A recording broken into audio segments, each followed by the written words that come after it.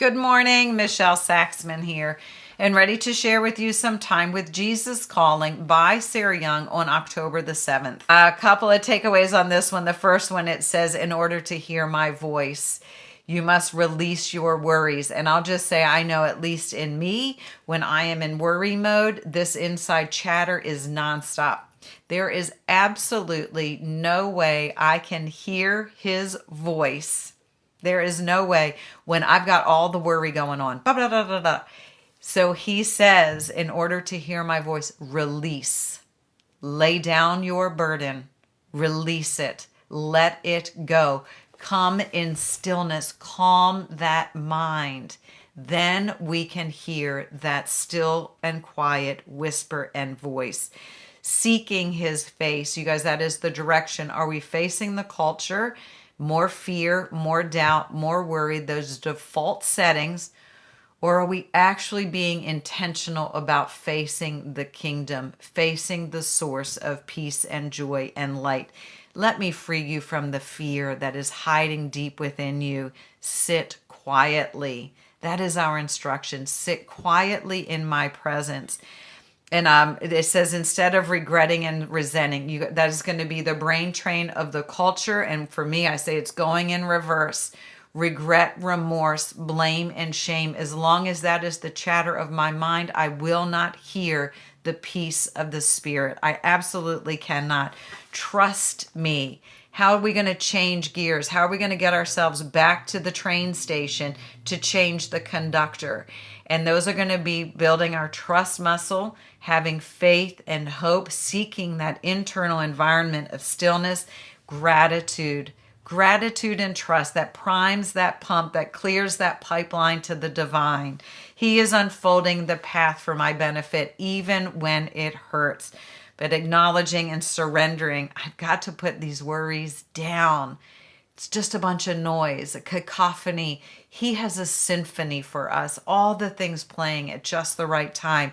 And I will also say that, again, appreciative inquiry, sitting quietly, driving out that darkness by giving thanks for all that is working. And sometimes we've got to pull back so far. It's just a matter of saying, like, it's the rise of the sun and the moon and the waves and the tides and all of these things that are occurring naturally. In the fall, in the East Coast of the United States, we've got different, the geese are migrating and the different flowers are changing and the leaves are beginning to change. And all of this is happening out of his beauty and splendor of his creation. So allowing myself an internal place of stillness so I can hear his voice, be filled with his light, so I can then re-enter and be that light toward others. The readings for today, the first one is 1 Peter chapter 5, verses 6 and 7. Humble yourselves, therefore, under God's mighty hand, that he may lift you up in due time. Cast all your anxiety on him because he cares for you.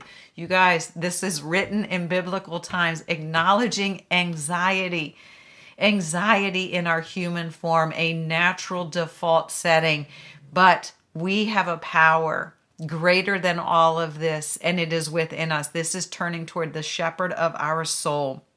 Cast your anxiety on him because he cares for you. Change that brain train.